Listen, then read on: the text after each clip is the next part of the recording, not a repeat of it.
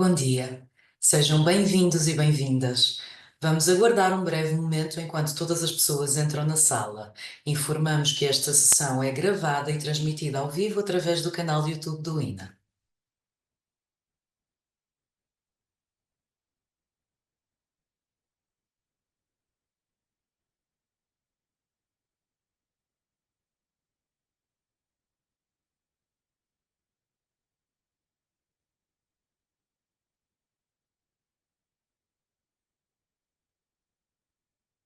Bom dia a todos e a todas.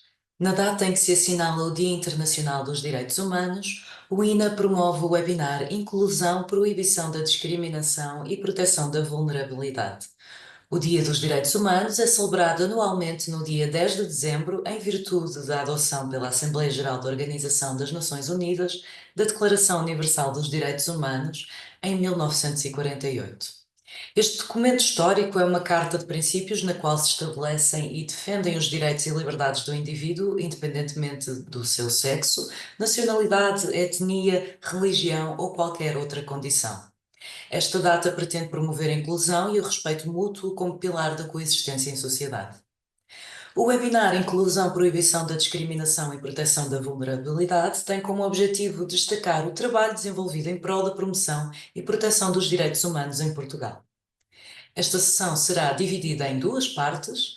Um primeiro momento que será apresentado por Rita Cruz, assessora do Provedor de Justiça, e que abordará o relatório de atendimento ao público no período pós-pandemia, refletindo sobre os desafios e avanços no acesso aos serviços públicos. A segunda parte trará à conversa iniciativas inovadoras desenvolvidas no âmbito da rede de embaixadores em direitos humanos, com a apresentação de projetos de impacto no contexto de trabalho. A rede de embaixadores em direitos humanos é constituída por formandos que concluíram o programa de capacitação em direitos humanos para a administração pública, do INA, e que são desafiados a apresentar uma proposta de valor para a sua organização no sentido de materialização dos direitos humanos. Neste âmbito, contaremos com as intervenções de Catarina Santos, técnica superior na Administração Central do Sistema de Saúde IP, que irá apresentar o projeto Promoção de Direitos Humanos na ACSS. Silvia Isidro, técnica superior da Secretaria-Geral da Presidência do Conselho de Ministros, que nos falará do projeto Criação de Recurso Educativo Multimédia sobre a Convenção dos Direitos da Criança. Maria da Graça Couto, jurista no Serviço de Assessoria Jurídica do Instituto Politécnico de Setúbal, que dará a conhecer a sua proposta de formação em Direitos Humanos no IPS.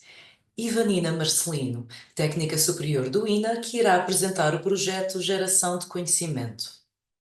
A sessão será moderada pela Presidente do Conselho Diretivo do INA, Luísa Neto. À semelhança das anteriores conferências organizadas pelo INA, esta sessão terá a interpretação para a língua gestual portuguesa, que será assegurada por Guadalupe Pereira, da Associação de Tradutores e Intérpretes de Língua Gestual Portuguesa, a quem agradecemos desde já. Informamos que a sessão é gravada e transmitida em direto através do canal de YouTube do INA. As questões que os participantes queiram colocar devem ser feitas através da ferramenta de perguntas e respostas disponível em baixo no ecrã e indicada por QIA, do inglês Questions and Answers. Passo a palavra à Presidente do Conselho Diretivo do INA, Luísa Neto. Muito obrigada e boa sessão. Muito obrigada, Manuela. Bom dia a todas e a todos. Volto a fazer um cumprimento muito especial a quem hoje estará aqui conosco a fazer esta sessão, que é uma forma, de facto, de marcarmos aquela que é a celebração do Direito Internacional dos Direitos Humanos, de acordo com esta tríade que escolhemos como tema do seminário: inclusão, proibição da discriminação e proteção da vulnerabilidade.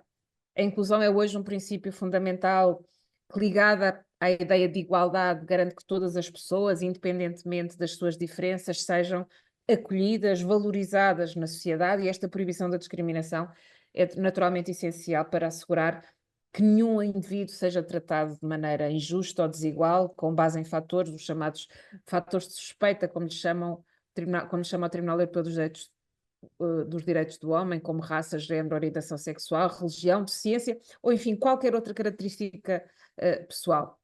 Então, neste sentido, integrada, a inclusão e a proibição de discriminação, cria um ambiente onde todos têm a oportunidade de se ingrar e desenvolver a sua personalidade. E neste sentido também a proteção dos mais vulneráveis aparece-nos como uma extensão natural destes pressupostos.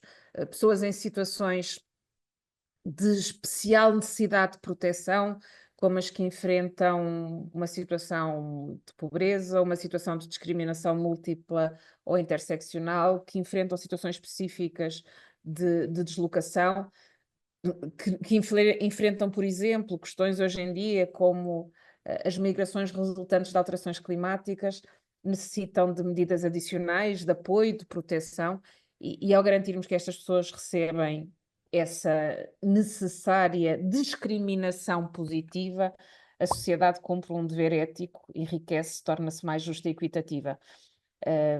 Mas importa dizer que estes princípios não são apenas deveres éticos, estes princípios de facto erigem-se em deveres jurídicos, na medida em que estão ligados à noção de direitos fundamentais. Os direitos fundamentais são critérios essenciais para a legitimidade de um Estado, e recordo que desde 1789 o artigo 16 da Declaração dos Direitos do Homem e do Cidadão vinha dizer de forma clara que uma sociedade que não garante esses direitos e a separação dos poderes não possui Constituição. Então, estes direitos fundamentais, como lhes chamamos na ordem interna, direitos humanos, como lhes chamamos na ordem externa, que hoje se assinalam, esta data que reforça esta importância precisamente da inclusão, da proibição de discriminação e da proteção dos mais vulneráveis, ajuda-nos a perceber esta ideia de exigibilidade não meramente ética, mas também jurídica, porque esta proteção de direitos está consagrada, de facto, hoje em diversos instrumentos, não só nacionais como internacionais, que obrigam os Estados, e obrigam os Estados juridicamente, a promover a igualdade e a proteger os mais vulneráveis. A nível nacional, a Estratégia Nacional para a Inclusão, por exemplo, das pessoas com deficiência, ou a Estratégia para a Igualdade e para a Não Discriminação, são diretrizes essenciais que orientam também as políticas públicas para garantir a inclusão e a igualdade de oportunidades para todos, e é evidente que nesta senda, uma expressão que ficou hoje em dia bem marcada no discurso das políticas públicas, a ideia de não deixar ninguém para trás, é também uma ideia central em contexto dos Objetivos de Desenvolvimento Sustentável, da Agenda 2030 das Nações Unidas, e nesse sentido importa sempre vincar que a sustentabilidade não se refere apenas a questões ambientais, mas também ao próprio desenvolvimento social e económico, e que a implementação das políticas que assegurem esta inclusão e a igualdade é absolutamente crucial. É neste sentido que viramos para a administração pública, e recordando também, sendo o INA uma casa de formação, duas das áreas estratégicas de formação que aqui estão envolvidas são as da cidadania e participação e a da orientação para o serviço público. Este binómio entre estas duas áreas estratégicas é absolutamente essencial para nós percebermos o quadro que vos apresentamos aqui hoje nesta sessão. Então, virando-nos para a administração pública, nestas duas áreas de formação, que são consideradas áreas de formação estratégica, cidadania e participação e orientação para o serviço público, temos, de facto, o privilégio de poder ouvir aquilo que é o relato da Provedoria de Justiça em relação a um estudo muito aturado feito quanto ao atendimento em serviços públicos, e depois, numa segunda parte, dar a conhecer aqueles que são projetos, dizia há pouco a Manela na introdução, de materialização daquilo que é a aplicação no dia a dia dessa pedra de toque que são os direitos fundamentais e os direitos humanos.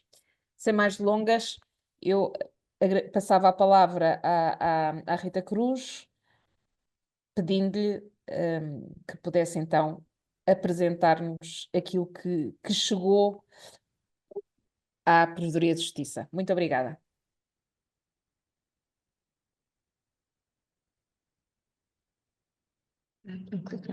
Então, penso que me estão a ver e ouvir. Muito bom dia a todos. Em nome da Senhora Provedora de Justiça, começo por agradecer ao INA o convite para, no âmbito deste dia tão importante em que comemoramos o aniversário da Declaração Universal dos Direitos Humanos, fazer aqui uma breve apresentação sobre o relatório sobre o atendimento ao cidadão nos serviços públicos. A Provedoria de Justiça tem tido a oportunidade de colaborar com o INA, não só no âmbito do programa de capacitação em direitos humanos para a administração pública, mas também noutras ocasiões, o que é um aspecto que não podemos deixar de sublinhar, porque esta cooperação nos parece ser muitíssimo importante. Um agradecimento também a todos os que estão a assistir a este webinar pelo vosso interesse e pelo tempo que disponibilizaram. O meu nome é Rita Cruz, como referiu a professora Luísa Neto, sou jurista, assessora da Senhora Provedora de Justiça, integro uma das unidades temáticas da Provedoria que lida mais diretamente com as questões do direito do trabalho e dos direitos sociais, e em conjunto com mais 16 colegas de outras unidades temáticas, participei no trabalho de campo e na elaboração deste relatório. Também me parece importante referir que para o ano de 2024 a Senhora Provedora de Justiça elegeu o tema da proteção das pessoas mais vulneráveis e com deficiência como um tema transversal a outros trabalhos que estão em curso e outros já realizados. No início do ano elaborámos um trabalho sobre os atestados, sobre os AMINs, os atestados médicos de incapacidade multiuso, que já está disponível no nosso site. E estão em curso 2 outros trabalhos muito importantes, um deles sobre o sistema de atribuição de apoios às pessoas com deficiência e um outro sobre a acessibilidade e a mobilidade nos transportes públicos urbanos. Uma primeira nota para apresentar aquele que é o mandato que está conferido ao Provedor de Justiça em Portugal. É um mandato multidimensional. Não me vou alongar muito, porque não temos tempo para isso, mas somos desde logo a instituição do tipo Ombudsman, aquela que é mais classicamente conhecida, que recebe queixas e que procura promover, reconhecer os direitos dos cidadãos perante a administração pública.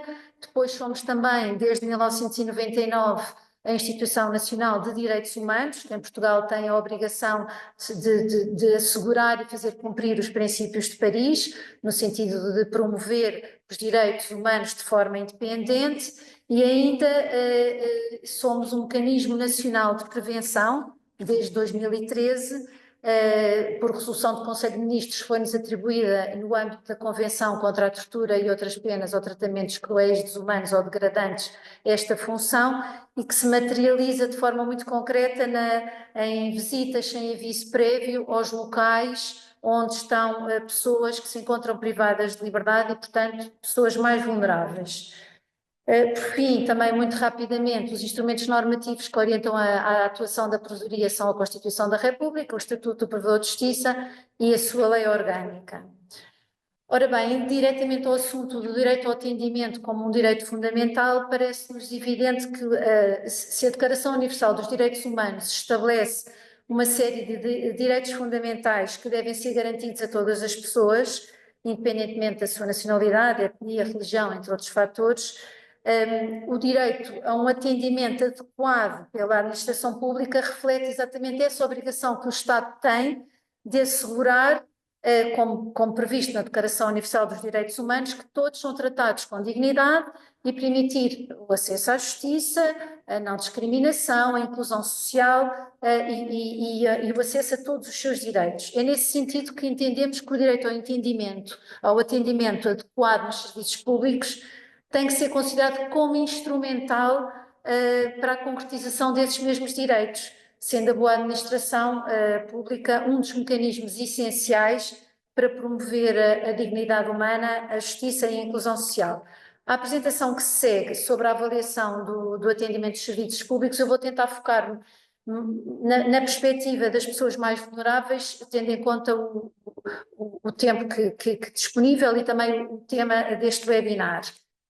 A administração, a missão constitucional do Provedor de Justiça, como já referi, dar uma especial atenção ao respeito da administração pública pelo princípio da boa administração e, portanto, temos que ter uma administração aberta, acessível e transparente. Porque este relatório? Houve 2 razões essenciais, assim, mais importantes. Desde logo porque em 2020, com a pandemia e a necessidade de confinamento, alteraram-se profundamente as práticas existentes no que diz respeito ao atendimento e passou a predominar um atendimento com marcação à distância. Contudo, fomos recebendo queixas, passado o período pandémico, de que apesar de já ter passado essa situação pandémica, não tinha havido uma reversão nas práticas adotadas quanto ao atendimento. E, em alguns casos, o atendimento presencial exclusivo com marcação ou por marcação consolidavam-se, e isso com um prejuízo, nomeadamente para os cidadãos mais vulneráveis. E, portanto, importava perceber porque é que, passada essa emergência sanitária, como é que se tinha restabelecido o relacionamento entre os serviços públicos e os cidadãos. Os critérios de seleção que seguimos, portanto, onde é que fomos fazer essa verificação? Desde logo preocupámos-nos em escolher entidades do Estado que prestam serviços relevantes na vida dos cidadãos. Partimos também muito da experiência e das queixas que recebemos na Provedoria de Justiça e tivemos também uma preocupação de assegurar uma diversidade geográfica, embora não representativa, de forma a podermos comparar realidades de atendimento em serviços de grande, de média e de pequena dimensão. As entidades visitadas foram estas que aqui elenco. Visitámos 25 locais de atendimento ao longo de todo o país, pertencentes a estas 6 entidades. Este mapa reflete a preocupação que tivemos, como referia, de abrangermos todo o território continental, porque não podemos abranger as ilhas, mas, como já referi, não é uma amostra representativa, nem a análise que fizemos foi feita com uma natureza inspectiva, porque não tínhamos nem recursos suficientes, nem o tempo que uma inspeção stricto sensu exigiria, e que implicaria uma análise muito mais exaustiva. Como método de trabalho, muito rapidamente, houve uma fase preparatória em que procuramos colocar-nos na posição do cidadão que procura informação e elaborar a informação disponível para o público em geral. Elaborámos guiões de visitas e fichas de entrevistas. Depois passámos por uma fase em que reunimos com todos os dirigentes das entidades a visitar, em que procurámos obter dados estatísticos, documentação, orientações internas para enquadrarmos melhor o funcionamento de cada uma delas, e depois passámos ao trabalho de campo, com visitas aos locais de atendimento. Estas visitas foram feitas sem aviso prévio, embora tivéssemos informado os dirigentes de todas as entidades que iríamos proceder a essas visitas, não informámos em concreto quais os locais que iríamos visitar. Nas visitas que fizemos, tivemos uma preocupação não só de avaliar as condições físicas dos serviços, mas também conversar com os dirigentes, os responsáveis pelo atendimento de cada serviço, com os funcionários que prestavam atendimento e também, e muito, com os utentes que se dirigiam aos serviços. Realizámos cerca de 266 entrevistas. Notem, por favor, que é a estas datas que estão aqui referidas que se reportam todos os dados recolhidos, todas as imagens que captámos e todas as conversas que tivemos com os funcionários e com os utentes. O relatório abrangeu estes temas que aqui estão abordados. Na impossibilidade de analisar todos, vou tentar focar-me em alguns deles e nas recomendações que, a nosso entender, nos parece que vão mais de encontro à preocupação de proteger as pessoas mais vulneráveis. Desde logo, no primeiro capítulo debruçámos-nos sobre a informação ao cidadão, saber onde, quando, como, o quê, se um serviço está em funcionamento ou se está encerrado, que tipo de matérias é que eu posso tratar, se existe marcação ou não. São questões para as quais verificámos, desde logo, que o cidadão nem sempre encontrava uma resposta segura, clara, acessível, e se isto penaliza qualquer cidadão que pretende um serviço num atendimento, penaliza de forma ainda mais grave aqueles cidadãos que, mais vulneráveis, em razão da deficiência, em razão da falta de mobilidade, em razão da idade, se procuram essa informação. O que é que observamos no que diz respeito à informação? Informação bastante desorganizada, insuficiências no atendimento telefónico, escassa informação sobre o atendimento presencial com marcação versus a necessidade, sem marcação versus a necessidade de marcação, e a discrepância entre a informação que consta nos sites dos vários serviços, das várias entidades e os locais de atendimento. O que é que recomendámos? Recomendámos a necessidade de haver uma maior fidedignidade e uma mais fácil identificação dos sites públicos, que a informação que está disponibilizada seja acessível precisa e atualizada e, acima de tudo, que tenha uma linguagem clara, que não seja muito técnica, porque, de facto, a tecnicidade da linguagem dificulta muito a compreensão e o acesso por parte daqueles que são mais vulneráveis, que essa informação, na mesma lógica, esteja veiculada na ótica dos destinatários e não dos próprios serviços, e que fosse promovida a informação sobre o atendimento presencial sem marcação, que efetivamente era descurado. Um segundo capítulo, abordámos as questões da tecnologia e do atendimento ao público. Sem dúvida que as soluções digitais, o atendimento à distância, nos trazem aqui uma enorme flexibilidade, eficiência e uma uniformidade. Contudo, também verificámos que a ambiguidade, ou melhor, a multiplicidade de canais digitais e técnicos que existem à disposição e a necessidade a sua especificidade de cada um e a necessidade de permanente atualização também geram aqui alguma ambiguidade e alguma complexidade, de modo particular penalizam aqueles que são mais vulneráveis. Por outro lado, é evidente o nível de literacia digital na população portuguesa não é uniforme, o que também condiciona o acesso aos canais digitais. Nas visitas que fizemos, parece-me que é importante referir isto, não é só a possibilidade de aceder a um canal digital que releva, muitas pessoas nos diziam que, não obstante até tivessem essa possibilidade, esse conhecimento e essa facilidade de aceder ao canal digital, no momento de concretizar uma pretensão perante a administração pública, perante um serviço público, e muitas vezes porque são pretensões que são decisivas para a sua vida, preferiam um atendimento presencial no qual pudesse haver um diálogo com o funcionário, esclarecimento de dúvidas e, portanto, concluímos no sentido que o atendimento digital, sendo muito importante, deveria ter um caráter facultativo, de forma a evitar a situação de exclusão e, acima de tudo, a dependência de terceiros. Quanto ao atendimento presencial, como já fui referindo, verificámos que havia uma falta de equilíbrio entre o atendimento presencial com e sem marcação, grandes assimetrias regionais no que diz respeito a esta matéria e uma enorme pressão nos serviços de atendimento dos centros urbanos. Ao contrário do que, enfim, eventualmente poderia parecer, não é nos serviços do interior ou mais pequenos que existem mais problemas de atendimento. Esses problemas, essa pressão, focam-se e estão centrados nos serviços de atendimento dos grandes centros urbanos, criando aqui também uma discriminação para os mais vulneráveis.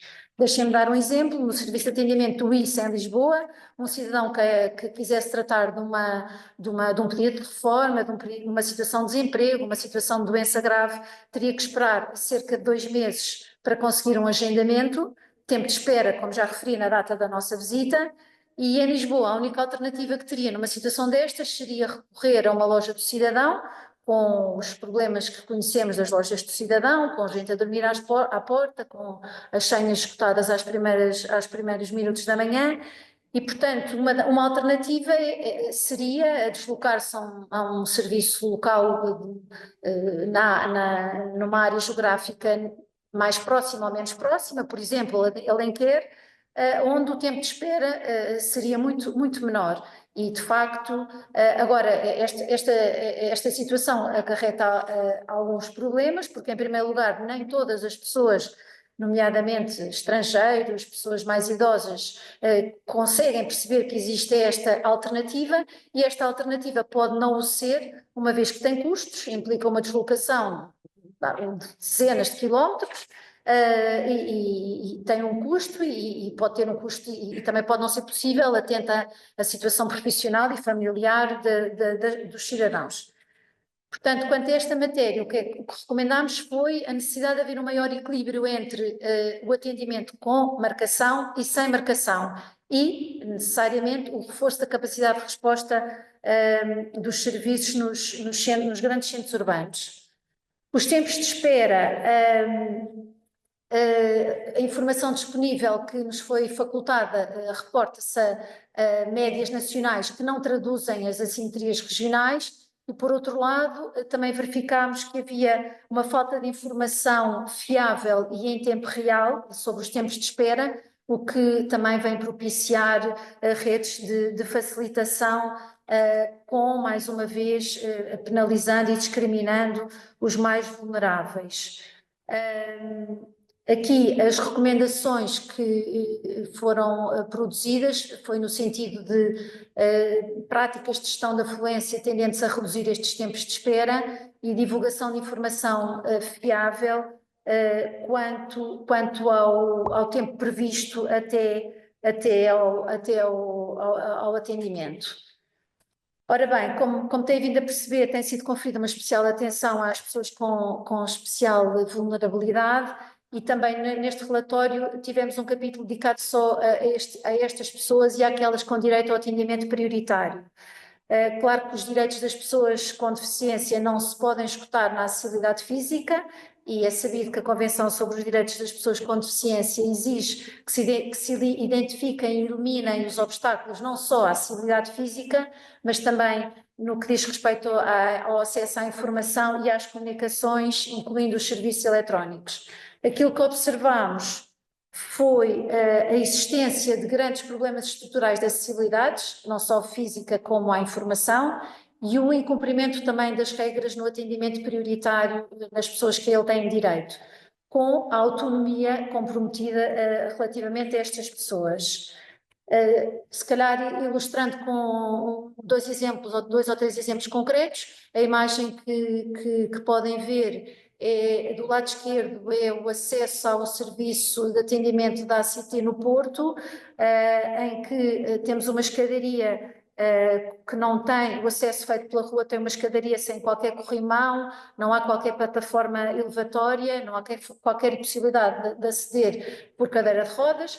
Fomos informados que do lado esquerdo da imagem, como podem ver, há uma rampa que dá acesso a uma garagem de um parque de estacionamento de um supermercado que é contíguo ao edifício e, portanto, a sugestão que era dada é que alguém em cadeira de rodas descesse esta rampa, o que também não é praticável, pelo menos sozinho, porque a inclinação é para um automóvel e não para uma cadeira de rodas, desse a volta e conseguia então entrar no edifício.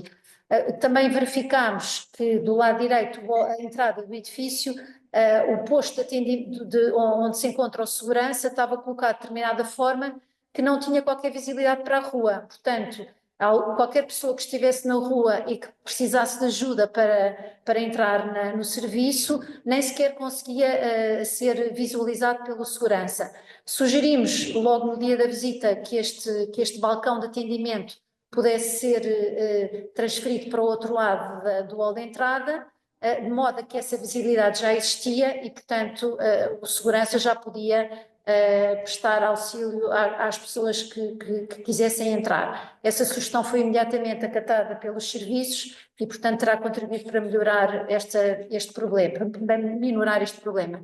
Outro serviço em Lisboa também com as mesmas dificuldades, uma escadaria de acesso sem rampa, apesar de na casa de banho adaptada desse mesmo serviço se encontrar uma plataforma elevatória, o segurança que estava de serviço nesse dia não sabia utilizar a plataforma, portanto, um problema acrescido.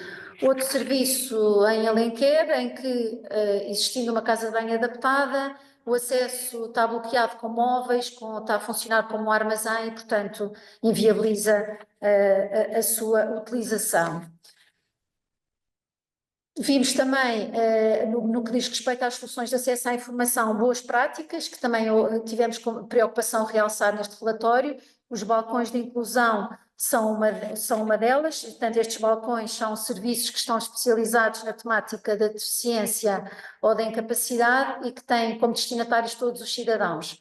Vimos também que há protocolos, nomeadamente com o BIS, para acesso à língua gestual, e noutros serviços o atendimento de pessoas cegas e amblíopes, embora aquilo que constatámos é que estas soluções muito positivas não eram universais e, portanto, sem uma universalidade de acesso por parte dos cidadãos.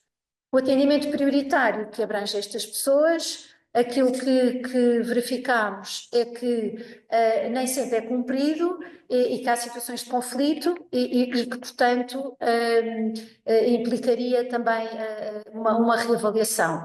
O que é que recomendamos relativamente a esta matéria das pessoas com especial vulnerabilidade e atendimento prioritário? Ficou a clara percepção de que nesta matéria, e é algo que temos vindo a corroborar com o estudo que está em curso sobre as acessibilidades e a mobilidade nos transportes públicos, é que falta um sentido de urgência no que diz respeito à superação das dificuldades que as pessoas com deficiência têm de enfrentar. Esta necessidade não parece ser vista como uma prioridade. Eu diria mesmo que, em alguns casos, parece que estas dificuldades são invisíveis para as autoridades e é algo que é muito grave. Nesse sentido, recomendamos essa urgência na eliminação das barreiras e das dificuldades, a necessidade de uma maior fiscalização no cumprimento do regime da acessibilidade, a garantia do atendimento presencial, da acessibilidade dos canais de informação e do atendimento digital às pessoas com deficiência e também as senhas especiais para o atendimento prioritário, de modo a evitar que o cidadão com direito a atendimento prioritário que chega a um serviço não tenha que se fazer anunciar para poder ser atendido. Quanto ao atendimento à língua estrangeira, é evidente as razões pelas quais há um grande acréscimo de procura do atendimento à língua estrangeira, com a vaga de imigração que temos no nosso país, e, portanto, observamos esse grande acréscimo de procura, nomeadamente os serviços que visitámos em Beja da ACT, isso foi notório. Verificamos ainda a falta de uniformidade na informação, o desconhecimento por parte dos serviços, do serviço de tradução telefónica, e um fraco domínio da língua inglesa por parte dos funcionários. O que recomendamos? A produção de informação para os sites oficiais, a divulgação desse serviço de tradução telefónica, porque em várias línguas poderá ajudar no processo de atendimento, e a valorização das competências linguísticas. Chegados aqui, enunciei algumas das matérias que avaliámos e algumas das principais recomendações que nos parecem importantes nesta perspectiva das pessoas mais vulneráveis. Importante também referir que, apesar de não ter desenvolvido, que este trabalho também nos debruçámos sobre os recursos humanos, a importância da formação, não só em matéria de atendimento, mas nas matérias em que é prestado o atendimento e as instalações em que os serviços estão instalados e que, em alguns casos, em estado deplorável e, portanto, a importância dessas instalações serem melhoradas, porque um bom atendimento também depende de uma instalação que tenha dignidade e em que os funcionários possam prestar um bom serviço. Em termos de impacto, no plano do impacto deste relatório, chamamos a atenção para a resolução do Conselho de Ministros de julho de 2024, que aprovou as medidas sobre o atendimento ao público e que veio a consagrar, enfim, muitas daquelas que me referi anteriormente: a garantia do atendimento presencial diário, sem marcação, a divulgação adequada da informação sobre o atendimento, a adoção de práticas de gestão da afluência aos serviços públicos, a informação em tempo real dos tempos de espera, a prioridade na resolução dos problemas de acessibilidade aos serviços, as senhas para o atendimento prioritário, a informação em português e em inglês nos sítios eletrónicos e nos locais físicos e a divulgação do serviço de tradução telefónica.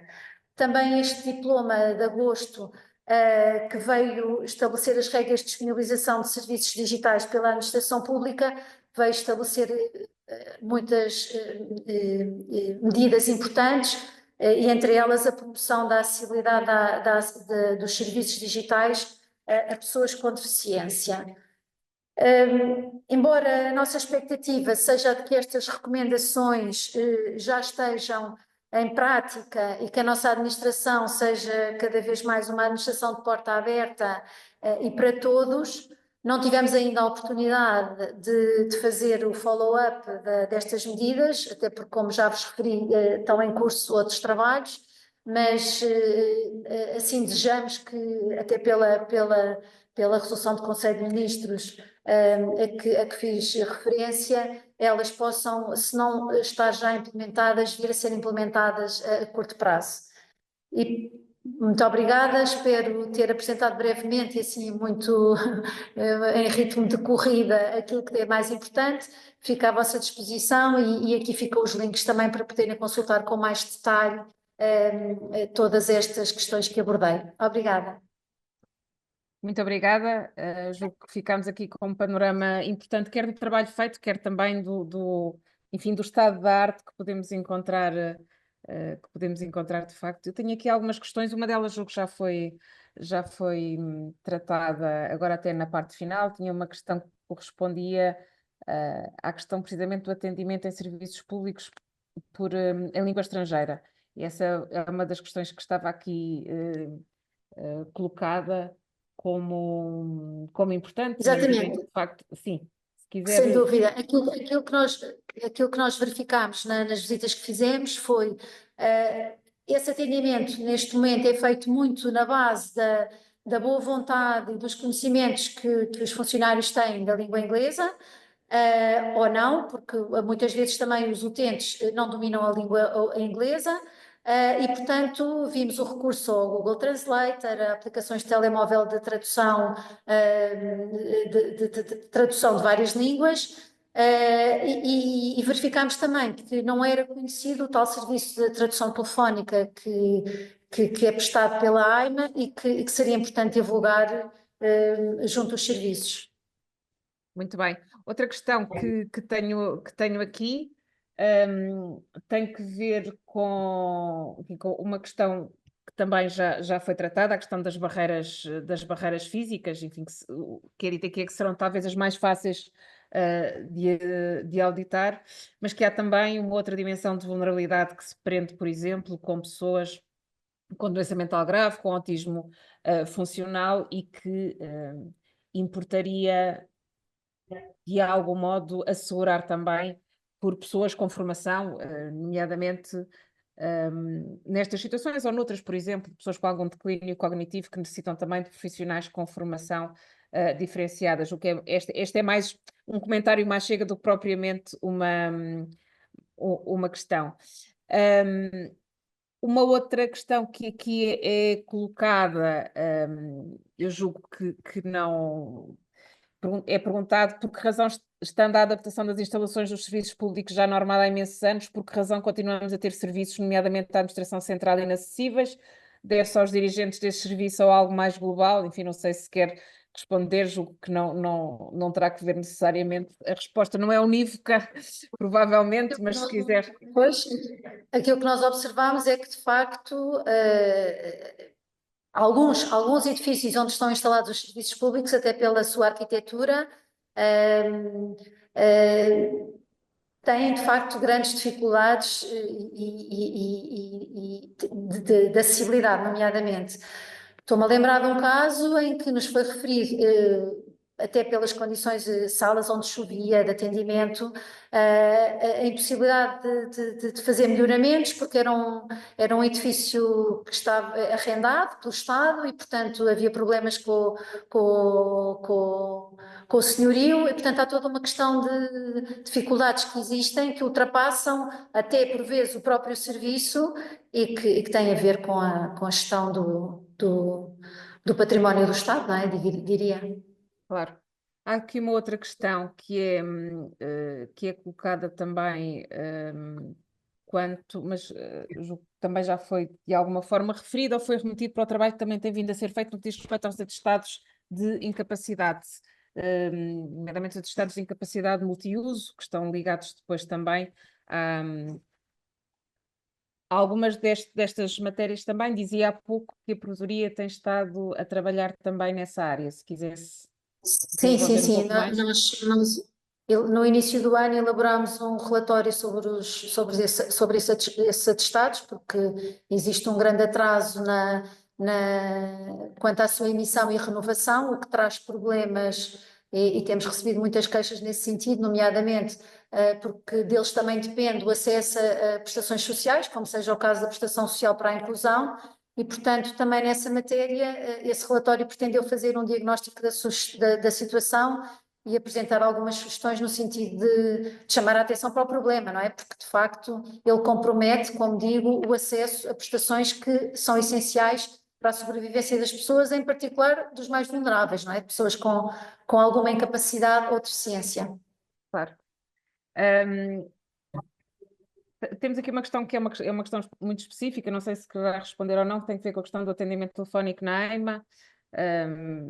Não sei se quer responder ou não. Não sei exatamente em que sentido. Nós não visitámos a AIMA, este relatório não abrangeu a AIMA. Na altura já tínhamos feito um trabalho ou uma avaliação sobre a situação da extinção do CEV. Neste momento está em curso na Provedoria um trabalho de uma análise também sobre a situação da AIMA, que também se prevê que que seja concluído em breve, e penso que aí depois, mais em concreto, poderão ser esclarecidas essas dúvidas. Muito bem. Há aqui ainda uma questão e finalizaria com isto. Já pedi, entretanto, também à comunicação que dê indicação que não podemos aceitar mais questões. Se tem sido feita fiscalização aos serviços sociais da administração pública, nomeadamente às cantinas da administração pública, é também, enfim, uma questão muito específica, não sei se querá responder. Este nosso trabalho não teve esse objeto, esse âmbito, não é? Portanto, a Provedoria não tem essa competência para fazer esse tipo de Até porque há uma fiscalização. entidade específica para esse. Exatamente, exatamente. Muito bem. Eu finalizaria com algo que aqui está também referido nas questions and answers, que não é propriamente uma questão, é mais uma sugestão e que tem que ver precisamente com as parcerias entre várias entidades diferentes, sugerindo-se aqui que essas sinergias pudessem ter em conta também algumas entidades do setor privado que têm know-how naquilo que corresponde ao acompanhamento de determinadas matérias, nomeadamente aqui a questão do voluntariado. Convirá perceber que uma coisa são as obrigações legais, outra coisa são as situações de voluntariado. Claro que faz sentido que todas as sinergias possam ser utilizadas, ainda assim, uma coisa é a obrigação do Estado, outra coisa é o regime, aliás, jurídico do voluntariado que hoje em dia está em causa. Vamos parar por aqui esta primeira parte. Agradeço muito a presença e Muito obrigada. Eu que também agradeço a oportunidade. a vossa participação. Muito obrigada. Passaríamos agora então à segunda parte do nosso webinar, com a apresentação dos projetos que materializam a Rede de Embaixadores em Direitos Humanos. Como foi dito no início, esta Rede de Embaixadores em Direitos Humanos é constituída por formandos que concluíram o Programa de Capacitação em Direitos Humanos para a Administração Pública, um programa gratuito, com 2 edições anuais, que junta quase cerca de 20 entidades da administração pública, e que pretende precisamente dar esta sensibilização para os direitos humanos. No final de cada edição é proposto aos formandos que possam apresentar uma proposta de valor para que nas respectivas instituições onde exercem funções possam aplicar este enquadramento institucional. Começaríamos por ouvir a Catarina Santos, técnica superior na Administração Central do Sistema de Saúde. O projeto corresponde à promoção de direitos na ACSS, precisamente. Obrigada a todos, muito bom dia. Gostaria de começar por agradecer ao INA esta iniciativa e o convite para fazer parte da rede de embaixadores de promoção dos direitos humanos, neste caso na ACSS. Para os que não conhecem a ACSS, é a Administração Central do Sistema de Saúde, é um instituto público criado em 2007, integrado na Administração Indireta do Estado, com autonomia administrativa e financeira e que executa as orientações do Ministério da Saúde, estando sob a sua superintendência e tutela. Temos jurisdição sobre todo o território continental. A sua visão é ser um organismo de excelência capaz de assegurar a gestão integrada dos recursos humanos do SNS e a sua missão assegurar o planeamento da gestão dos recursos financeiros do Ministério da Saúde, do SNS, o planeamento dos recursos humanos, a malha de instalações e equipamentos da área da saúde, portanto, bem como a contratação da prestação de cuidados em articulação com a direção executiva do SNS. Como valores, pauta-se pela ética, competência, inovação, transparência e serviço público. Relativamente à embaixadora, que sou eu, meu nome é Catarina Santos, eu sou licenciada em Psicologia da Saúde, mestre em Psicologia Social e das Organizações, sou também doutoranda em Psicologia e investigadora do SIS e ISCTE. Neste momento encontro-me a estudar a desinformação e as pseudociências no campo da saúde. Sou desde 2022 trabalhadora da ACSS como técnica superior, sou também psicoterapeuta, formadora e membro da Ordem dos Psicólogos. Relativamente ao projeto que nós estamos a desenvolver, este surgiu, como já foi dito, no seguimento da realização da formação de capacitação em Direitos Humanos pelo INA. Nós recebemos o convite para participar na rede de embaixadores e, neste sentido, em conjunto com duas estagiárias de Psicologia que estavam connosco na altura, a Cláudia Ferreira e a Magda Silva, em vez de pensarmos num projeto individual que pudesse ser representativo, pensámos em envolver toda a nossa comunidade, em envolver todos os colegas, os dirigentes da organização e com eles, com a participação deles, construir este projeto. Assim, propusemos a criação de uma publicação com caráter mais ou menos trimestral, focada nos direitos humanos e com o objetivo de estimular não só a reflexão, mas também sensibilizar os leitores à partilha e também à promoção de boas práticas no âmbito dos direitos humanos. Pretendíamos desta forma garantir uma sociedade cada vez mais justa e equitativa. Relativamente à nossa newsletter, ela conta neste momento com 3 edições, sendo que o número de participações da primeira edição rondou as 31 participações, na segunda edição tivemos 22 participações e na terceira 18. Apesar do número de participações ter crescido, a newsletter continua bastante participada e o número de contributos é elevado, ainda assim, porque vários dos participantes apresentaram-nos mais do que um contributo. Esta newsletter é disponibilizada em 2 formatos, um formato PDF, que pode ser impresso, e um formato digital que é interativo. Conta com os contributos que nos são enviados, entre eles textos, fotos, vídeos, temos músicas, já recebemos poemas escritos e declamados, temos também sugestões culturais e ainda nesta última newsletter conseguimos incluir passatempos. As nossas newsletters têm o aspecto que vos posso mostrar aqui em termos de capas, espero um pouco mais à frente poder partilhar mais um pouco do seu conteúdo. A primeira coincidiu com as comemorações dos 50 anos do 25 de Abril e nesta edição procurámos relacionar este momento histórico com a introdução de legislação portuguesa de vários direitos consagrados na Declaração Universal dos Direitos Humanos de 1948, demonstrando assim como o país mudou nestes 50 anos.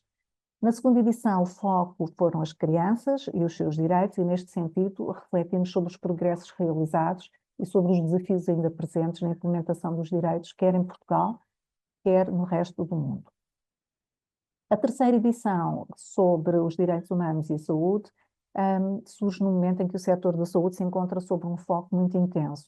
E esta edição reflete sobre a relação entre a saúde e os direitos humanos e o papel do SNS, e enquanto surgem novas respostas de saúde no setor privado, o SNS continua a ser o único sistema que, sem discriminação de condições financeiras, assegura que ninguém é deixado para trás. Este compromisso mantém-se como um reflexo claro dos direitos humanos, lembrando-nos que no SNS o acesso aos cuidados de saúde de qualidade é um garante de cada cidadão. Deixem-me só dizer que estas nossas newsletters e os temas que foram escolhidos foram escolhidos tendo em conta um calendário de direitos humanos que temos tentado elaborar e que temos vindo a seguir e em que estas datas se têm de alguma forma vindo a destacar e daí surgirem estes temas.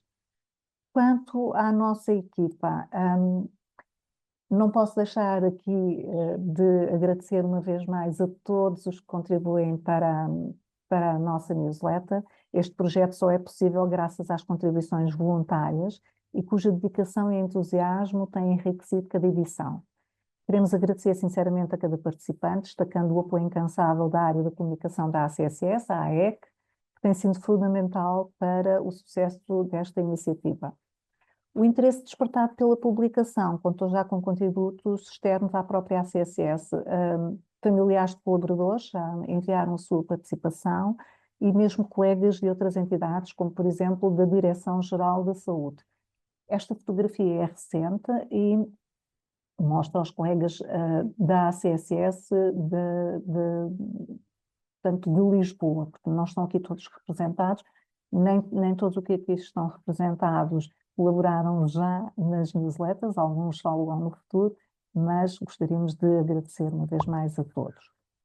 Como próximos passos, os nossos próximos passos incluem a participação de uma 4ª edição, que será dedicada ou estará relacionada com os direitos da mulher, a elaboração de um calendário que incluirá todas as datas que temos vindo a destacar ao longo das edições. Gostaríamos ainda de realizar um webinar para assinalar o encerramento do projeto e estamos neste momento a averiguar a sua viabilidade. Estamos já a desenhar o processo de avaliação do projeto também, que neste momento representa uma avaliação ongoing, mas que será concluída com a elaboração de um relatório.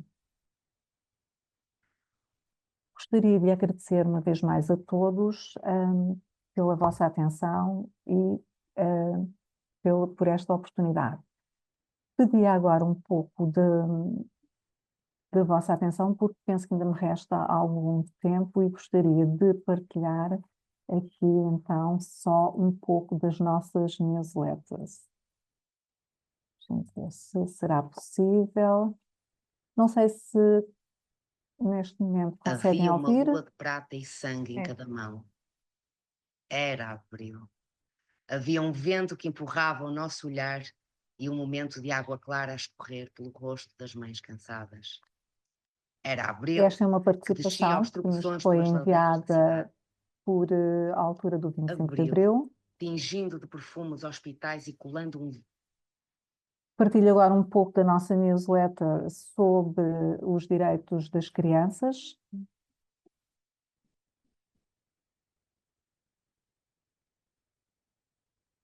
Меня зовут Маша, мне 9 лет, я живу в Красногоровке, у меня все хорошо. Nos mostra também como ainda estamos longe de alcançar aquilo que pretendíamos em termos destes direitos humanos. E, por fim, algum dos colegas que participou enviando-nos um calendário de direitos humanos relacionados com os direitos humanos nos nossos tempos. Assim termino esta minha apresentação, com, uma vez mais, o agradecimento a todos. Muito obrigada. Julgo que vemos aqui bem em ação aquilo que são estes princípios que muitos teimam em considerar que são apenas wishful thinking. Passaríamos agora para a Silvia Isidro, técnica superior da Secretaria-Geral da PCM, e que nos falará do projeto Criação de Recurso Educativo Multimédia sob a Convenção dos Direitos da Criança. Olá, bom dia a todos e a todas. Aproveito para agradecer ao INA o convite que me foi dirigido e dar os parabéns pela criação da Rede de Embaixadores dos Direitos Humanos. A criação deste recurso educativo multimédia sobre a Convenção dos Direitos de Criança surge no contexto de trabalho do Serviço Educativo para a Democracia da Secretaria-Geral da Presidência do Conselho de Ministros. Portanto, começo por fazer um breve enquadramento daquilo que é a atividade do serviço educativo. O SEDS, que é assim que nós lhe chamamos, nasceu em 2018 e surge pelo reconhecimento da importância de se trabalhar estas temáticas no que se refere à promoção dos direitos humanos, da educação para a democracia e cidadania. Nesta altura, quando iniciou a atividade, era muito dirigida à dimensão interna da Secretaria-Geral, dirigida às suas pessoas trabalhadoras e às suas famílias. Em 2021, através da publicação do Decreto-Lei de 20 de março, que estabeleceu a Lei Orgânica da Secretaria-Geral, este desígnio passa a estar nas atribuições da Secretaria-Geral, promover os direitos humanos, a educação para a democracia e cidadania. Esta decisão normativa fez aqui com que o serviço educativo sofresse uma consolidação e alargou um pouco a sua abrangência da atividade. Para além das pessoas trabalhadoras e das suas famílias, a sua atividade passou a ser dirigida ao cidadão em geral, às pessoas trabalhadoras da administração pública, a entidades privadas e públicas, à comunidade educativa. O centro do trabalho do SED, hoje em dia, desenvolve-se na transmissão e partilha do conhecimento sobre os valores da democracia, mas também visa contribuir para um maior conhecimento sobre a história, estrutura e funcionamento do governo enquanto órgão de soberania, e ao clarificar e tornar mais acessível o processo governativo, o SED estabelece como um instrumento de relação entre a administração pública e os cidadãos. A base do programa do SED é a educação não formal e ao longo da vida, valorizando o diálogo, a colaboração e a participação como estratégias de transmissão e partilha de conhecimentos, valores, competências e reforço das capacidades de ação de cada pessoa no seio da sociedade. Desta forma, pretende-se contribuir para a formação de pessoas responsáveis, autónomas, solidárias, que conheçam e exerçam os seus direitos e deveres.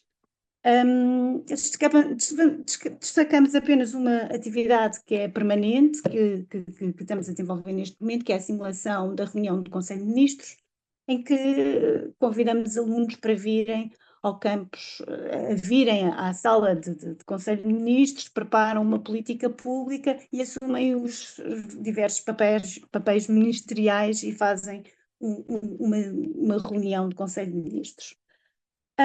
Este projeto, a criação deste recurso educativo, surge na sequência do convite para integrar a rede de embaixadores, na sequência da minha participação no programa de capacitação para direitos humanos.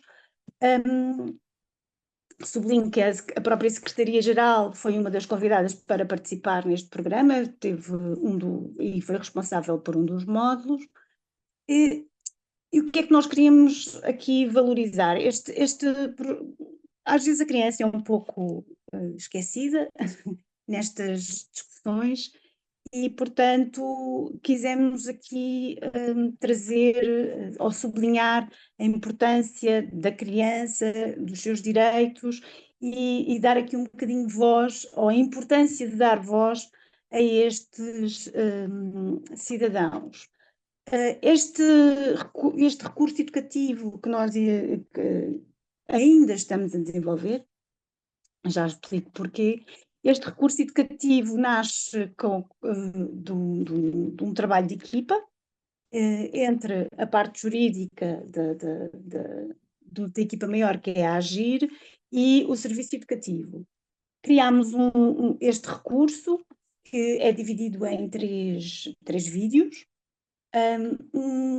que se constituem como timelines. Temos um timeline sobre a evolução dos direitos da criança numa perspectiva internacional, num percurso que medeia o ano de 1924, com a visão da criança enquanto merecedor de proteção, e o ano de 1989, com a visão da criança enquanto sujeito de direito até aos nossos dias. Depois temos outra timeline, porque o nosso objetivo era construir vídeos pequenos, curtos, porque há muita informação, queríamos simplificar aqui um bocadinho a informação. Temos um timeline também da evolução dos direitos da criança numa perspectiva nacional, em que não só com o foco nos trabalhadores e trabalhadoras na sua insubstituível ação em relação aos seus filhos e filhas, mas também com foco em alguns pontos evolutivos da legislação nacional desde a Primeira República. Depois, finalizamos com um timeline dos direitos da criança dentro da nossa própria organização, e aqui refletimos um pouco sobre o percurso das medidas do sistema da conciliação e a criação do próprio SED e o seu impacto.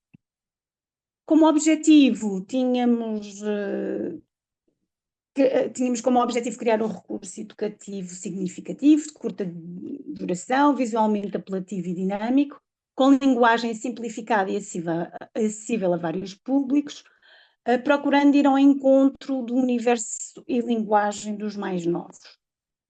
E disponibilizar este recurso através das redes da Secretaria-Geral para utilização pela comunidade educativa no contexto das suas atividades. Neste projeto, colocamos no centro da reflexão a criança, enquanto cidadão, destacando a importância de uma cidadania da infância, conceito que ganhou forma após a proclamação da Assembleia Geral das Nações Unidas, a 20 de novembro de 89, da Convenção dos Direitos da Criança, documento que tem vindo a ser tomado como a Carta dos Direitos da Criança e do Cidadão Infantil, evidenciando que a humanidade deve à criança o melhor que tiver para dar.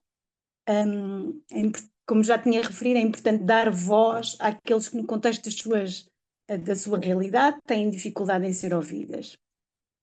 Este recurso, tínhamos como objetivo lançar este recurso no dia 1 de junho, Dia da Criança, para assinalar o Dia da Criança deste corrente ano, do ano 2024, mas pronto, não nos foi possível concretizar este projeto. Como devem saber, nós neste momento estamos no decurso de um processo de reestruturação na sequência da reforma da organização da administração pública e, portanto, estamos aqui num momento de passagem que é um desafio, mas também, de certa forma, uma oportunidade, porque de alguma forma tem-nos abrir aqui a portas a uma reflexão e como é que poderemos vir a desenvolver a nossa atividade no futuro. De qualquer maneira, este projeto não está inviabilizado, os conteúdos estão desenvolvidos, finalizados, prontos para serem trabalhados na linguagem multimédia e de referir que já saiu a nova orgânica da nova Secretaria-Geral do Governo, que foi aprovada pelo Decreto-Lei 96 de 2024 e que prevê a continuação da promoção dos direitos humanos e educação para a democracia e cidadania como um dos seus desígnios. Portanto, espero que tenha continuidade. Muito obrigada a todos. Muito obrigada, Sílvia. E passaríamos agora a ouvir a Maria da Graça Couto, do Instituto Politécnico de Setúbal, precisamente sobre a sua proposta de formação em Direitos Humanos nesta entidade. Olá, muito bom dia. Obrigada desde já pelo convite, foi endereçado pelo INA.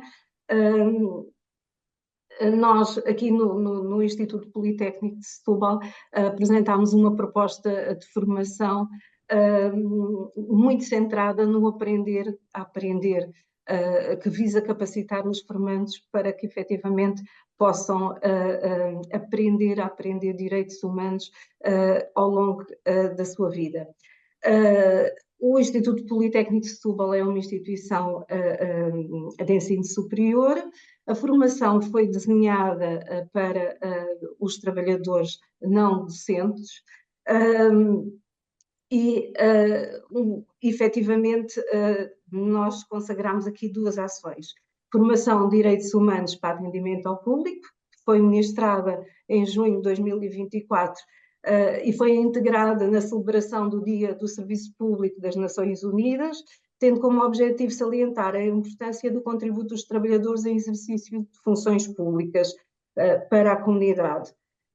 Todas estas ações foram acompanhadas pelo Gabinete de Formação do Instituto Politécnico. Integrada nesta ação foi realizada uma visita à Assembleia da República, tendo sido convidado também o INA para essa visita, que amavelmente nos acompanhou no âmbito, portanto, desta ação.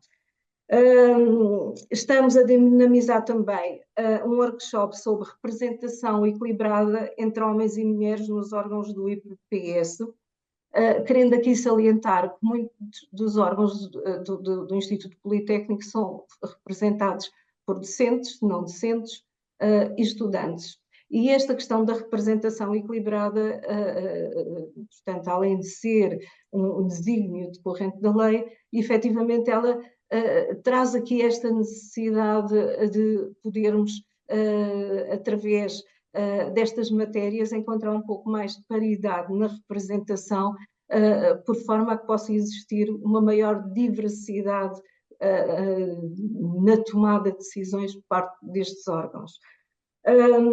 Como eu referi de início, as metodologias foram muito centradas no aprender a aprender. Isto significa que parte da inspiração que foi dada nestas ações de formação decorre muito daquilo que eu aprendi com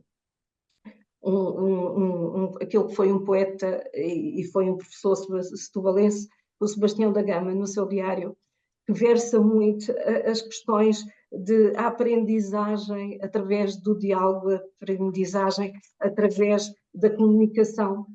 Diálogo e comunicação que são importantes também vincar neste dia em que comemoramos, portanto, os direitos humanos. Criar espaços onde as pessoas possam partilhar as suas ideias e aprender com os outros é também uma metodologia para varrer preconceitos. Eu arriscava-me a citar uma frase dele que depois irei fazer de forma muito resumida o respectivo contexto.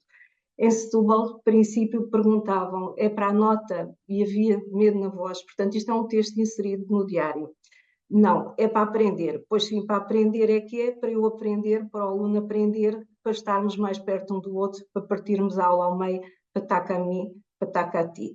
Portanto, a formação em que todos aprendemos efetivamente é ministrada em diálogo e parceria com os formandos, com a consciência do encontro do nosso eu, que nós aqui somos trabalhadores em funções públicas, mas quando saímos também nos dirigimos a outras instituições e conhecendo aqui os nossos direitos, também nos responsabilizamos todos, não só na instituição, mas também quando lidamos com outras instituições da função pública.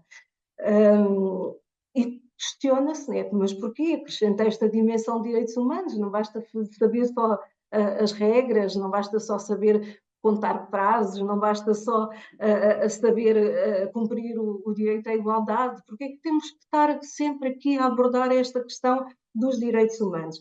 Ora, conhecer os princípios e valores reveste uma importância fundamental na aplicação e no valor que acrescentamos ao exercício dos direitos. É uma bússola de orientação que segue o trilho do valor do serviço público construído necessariamente sobre uma forte base de valores e princípios, o melhor aproveitamento de competências, uma sociedade mais justa e uma sociedade mais inclusiva. Por exemplo, quando falamos em audiência dos interessados, quando falamos em representação equilibrada entre homens e mulheres nos órgãos da administração pública, estamos a trabalhar os valores humanos da promoção. É importante saber isso também. Não estamos só a cumprir a lei, mas estamos a trabalhar valores humanos da promoção da igualdade de género. Estamos a combater discriminação, estamos a combater desigualdades e estamos a promover o acesso das pessoas à função pública em condições mais iguais. É esta dimensão de valores e princípios que se cruza com uma atuação de benefícios para todos, nomeadamente aumenta e reforça a participação da comunidade, aumenta a credibilização das instituições, promove a transparência do Estado, mas sobretudo também é preventiva, porque ajuda, conhecendo e estando os trabalhadores capacitados para isso, ajuda a evitar, portanto, a prevenção de conflitos e o respeito, portanto, pelos direitos que as pessoas têm. E, no fundo, esta partilha que é feita em formação, em que as pessoas usam tecnologias quando estão em formação, em que nós trabalhamos oficinas dos direitos humanos, com colocação de casos práticos, de boas práticas e más práticas em que as pessoas em grupo procuram efetivamente transmitir aquilo que encontram que possa estar errado, que possa estar ilegal, como é que as pessoas podem ter acesso para defender os seus direitos. Portanto, é no fundo esta partilha que eu acho que se torna importante também para que possamos todos, como trabalhadores em funções públicas e cidadãos, cumprir efetivamente o direito ao acesso ao serviço consagrado na Carta das Nações Unidas. Trabalhamos por isso também para o cumprimento dos objetivos consagrados na Agenda 2030 para o Desenvolvimento Sustentável. E, em jeito de conclusão, não somos só trabalhadores em exercício de funções públicas, somos cidadãs no exercício de direitos e deveres, sendo esta sensibilização em direitos humanos essencial para alicerçar responsabilidades, competências, motivação e aumentar o padrão de qualidade nos serviços públicos. Agradeço o convite, agradeço também ao Gabinete de Formação do IPS, que tem permitido, portanto, enquadrar e disseminar estas ações de formação. E pronto, muito obrigada. Muito obrigada. Partilhamos o gosto pelo Sebastião da Gama, que é um autor que muito aprecio. Tem uma outra frase, conheço bem essa que citou, tem uma outra frase que eu gosto muito, principalmente porque também sou professora do ensino superior, que é: não há maior prazer do que dar uma aula bem dada. Essa ideia, de facto, de que a corrente se transmite é uma ideia muito prazerosa. Vamos finalmente ouvir a Vanina Marcelino, que é técnica superior do INA e que falará sobre o projeto de geração de conhecimento. Vanina, a palavra é sua. Obrigada, bom dia a todos e a todas. É um enorme privilégio estar aqui hoje no âmbito do Dia Internacional dos Direitos Humanos, uma data que nos convida a refletir sobre o papel fundamental que cada um de nós tem na construção de uma sociedade mais inclusiva e respeitadora dos direitos humanos. Eu sou responsável pelo projeto de geração de conhecimento, um projeto que nasce de um enorme desafio que, no fundo, foi pensar numa casa de formação como a UINA, o que é que eu poderia fazer que não fosse já uma repetição de tudo aquilo que o INA já faz e faz bem feito, e ao mesmo tempo que pudesse, de certa forma, acrescentar valor. E foi também, no fundo, olhar para o contexto da administração pública e pretendendo dar uma resposta direcionada às pessoas, o que é que poderia fazer mais sentido e, em última instância, qual seria a população-alvo a quem poderia dirigir o meu projeto. Foi então que eu entendi que faria sentido pensar num projeto que considerasse não somente as pessoas mais próximas do fim de carreira, por isso pessoas séniores, como também pessoas perto da idade da aposentação ou mesmo incluir pessoas reformadas. E com base neste racional surge então este projeto. O projeto de geração de conhecimento pretende ser um exemplo de como os princípios dos direitos humanos podem ser aplicados para promover uma administração pública mais inclusiva e justa. Tem como objetivo principal promover a colaboração entre gerações, valorizando o conhecimento acumulado de trabalhadores com mais experiência, incluindo trabalhadores aposentados, integrando-os em dinâmicas e projetos de uma forma multigeracional. Esta abordagem, além de reforçar o valor da solidariedade intergeracional, está alinhada com os direitos humanos ao combater práticas discriminatórias, como o idadismo, e promovendo o respeito pela diversidade através de ambientes de trabalho mais inclusivos. Esta ideia ganha força na medida em que estamos perante um contexto em que o envelhecimento ativo e a solidariedade intergeracional ganham uma nova relevância, alinhados com planos nacionais e internacionais. Destacamos o Plano de Ação para o Envelhecimento Ativo e Saudável e, naturalmente, os Objetivos do Desenvolvimento Sustentável. Este alinhamento reflete como este projeto promove o direito a uma participação ativa e significativa em todas as fases da vida e um direito que é fundamental no contexto das mudanças demográficas globais. Vale a pena talvez salientar que houve também aqui uma certa preocupação que este projeto não entrasse na esfera de competências de outras áreas específicas de intervenção, como à área da saúde. E, portanto, a operacionalização deste projeto passa pela realização de sessões, sensibilização e também oficinas participativas. Até o momento já realizámos várias atividades. Destaco a realização de uma sessão de sensibilização interna no INA, que foi dinamizada por uma especialista e que contou com a participação da maioria dos trabalhadores, incluindo pessoas aposentadas. Foi uma sessão muito interessante, serviu para chamar a atenção acerca das questões do idadismo, dos preconceitos, bem como tomar consciência de certo tipo de barreiras que por vezes até podemos, de forma muito inocente, criar à volta de certas pessoas. E para além desta sessão, digamos, mais teórica, realizámos também recentemente uma outra sessão, mas de caráter mais prático, que também foi dinamizada por uma especialista. E estas sessões práticas têm como objetivo abordar técnicas e estratégias que permitam criar condições para um maior diálogo intergeracional, respeitando as características das pessoas e tirando partido da diversidade que podem oferecer ao grupo. A ideia é que estas oficinas se possam repetir de modo a acompanhar a construção de projetos colaborativos, de forma faseada ao ritmo de cada um, mas também alinhados com interesses individuais e correspondentes e alinhados com objetivos organizacionais, como é aqui o caso do INA. Portanto, desta forma, o projeto de geração de conhecimento é estruturado em etapas. Pretende-se que ao longo das várias sessões seja construído um ambiente de confiança e que a organização possa beneficiar deste diálogo e desta colaboração, criando iniciativas concretas, a resposta a desafios ou problemas que podem ser de ordem institucional, dos seus objetivos estratégicos, mas também alinhados com os projetos dos trabalhadores, nomeadamente daqueles que se aposentaram, mas que podem querer manter-se ligados à casa, e iniciativas que tragam objetivos e propósito. Com estas iniciativas, espera-se então contribuir para a criação de uma cultura organizacional mais inclusiva, inovadora, onde cada geração se sente valorizada. Ao mesmo tempo, contribuímos para a promoção do bem-estar e da longevidade ativa e das pessoas aposentadas, combatendo também o isolamento social. Em última instância, podemos considerar que, através deste projeto, contribuímos para o reforço do papel da administração pública enquanto modelo de inovação social.